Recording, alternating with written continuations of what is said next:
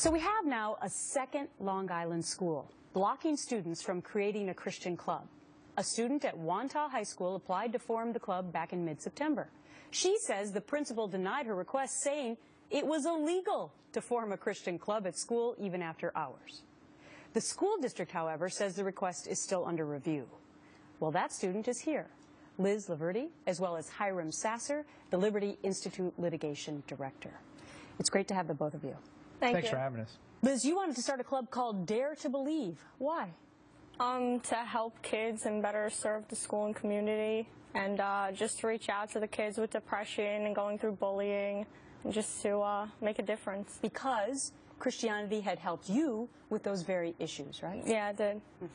So what happened when you went to the office and tried to submit an application? I knocked on the door of the principal after I went to guidance. My guidance counselor reviewed the proposal, and he was perfect. So I knocked on the door to the principal, and I went in with my friends, and she said, "Is this for the Christian club?" And I said yes, and she said, "Okay, you can't have it just because it's a Christian club and it's illegal to have one." Illegal? Yeah. All right.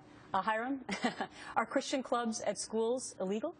Well, not only are they not illegal, but Congress passed a law in the 80s signed by President Reagan called the Equal Access Act to make sure that Christian clubs would be allowed. The Supreme Court's already enforced that before in the Mergen's decision back in the 90s.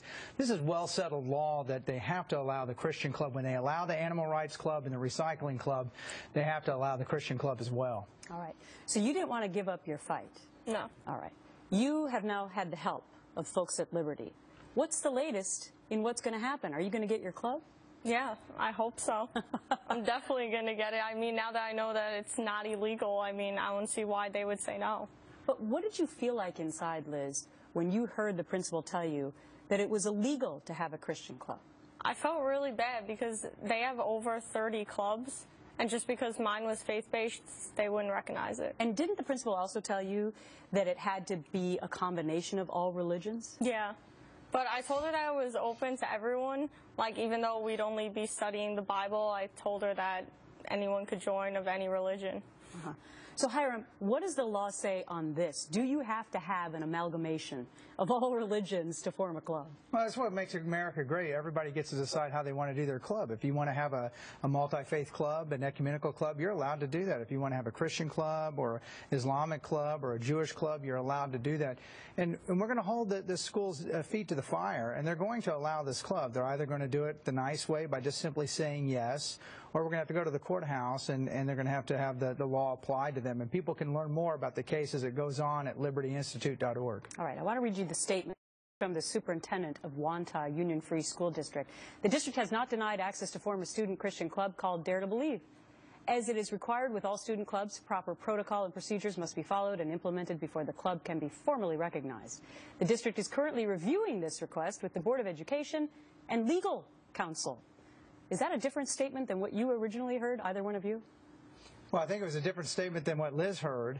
And all we don't need policies and procedures and smoke screens. Just say yes.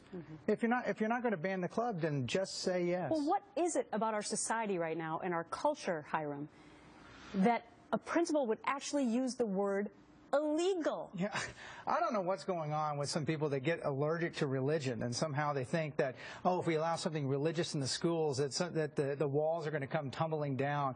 The kids have always had First Amendment rights. Since 1943, the Supreme Court has recognized that kids have First Amendment rights when they walk into the schoolhouse to be able to have their faith and to be able to either refrain from certain activities or to be able to do certain things. And I just don't understand why these school officials, over and over again here in Long Island, repeatedly denying Christian clubs when that's clearly a violation of the law. Liz and Hiram, thanks for being here today. Thank you. Keep me up to date. I will. Time for my take now. What's up with the discrimination against Christianity in our culture? Why is it seemingly okay to dump on kids who want to be Christians and start clubs in school to help people? At the same time, we as a nation are supposed to be more inclusive and tolerant of every other religion. Luckily, there's something called the Equal Access Act from 1984 and a Supreme Court ruling from 2001 that protects kids like Liz to be able to apply for a club at school if the school's also providing access to other outside clubs and the school doesn't appear to be endorsing the club's religious activity. There's also something called the First Amendment that protects free speech and the free exercise of religion in this country.